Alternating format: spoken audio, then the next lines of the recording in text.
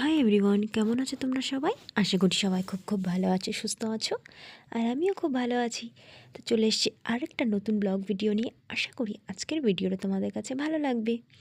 তো সকালবেলা সব কাজকর্ম সেরেই আমি চলে এসেছিলাম রান্নাঘরে এসে আমাকে শাশুড়িমা মোটামুটি কি সব কিছুই গুছিয়ে দিয়েছে, আর টুকটাক যেগুলো করার সেগুলো আমি করেছি। তো আজকে রান্না করা হবে হচ্ছে পনিরের তরকারি, আর তোমার আলু আর উচ্ছে সিদ্ধ দেবো, আর মূলো শাক দিয়ে একটু বেগুন দিয়ে একটু ভাজা করব। এটাই হচ্ছে আজকে রান্না। আর এদিকে শাশুড়ি মা আমাকে হাতে একটু বেটে দিচ্ছিল মশলা, একটু আদা জিরে আর একটু কাঁচা লঙ্কা। যেহেতু মিক্সিটা একটু খারাপ হয়ে গেছিলো বলে হাতেই বাটতে হয়েছিল, তো মাকে বললাম তুমি আমাকে একটু বেটে দাও। তো শাশুড়ি মা আমাকে বলছে এটাও আবার ভিডিওতে সবাই দেখে? আমি বলছি হ্যাঁ, সবাই দেখে।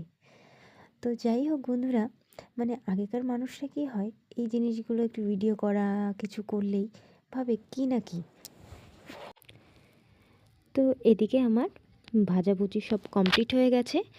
তেলটা দিয়ে মোটামুটি মশলাটা আমি কষিয়ে নিলাম, আর আদা জিরে আর কাঁচা লঙ্কা দিয়েই আর একটু টমেটো কুচি দিয়েই মশলাটা কষিয়ে নিয়েছিলাম, যেহেতু নিরামিষ।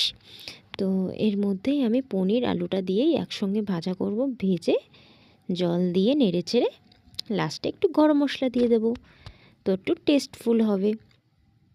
তো পনিরের তরকারি খেতে তো আমার খুবই ভালো লাগে, আগে তেমন খেতাম না, এখন খুবই ভালো লাগে। তো তোমরাও এইভাবে ট্রাই করে দেখতে পারো নিরামিষ পনির, তো খুবই টেস্টফুল হয়। তো যাই হোক বন্ধুরা, ভিডিওটা এই পর্যন্ত শেষ করলাম। পরের একটা নেক্সট ব্লগে তোমাদের সঙ্গে দেখা হবে। টাটা।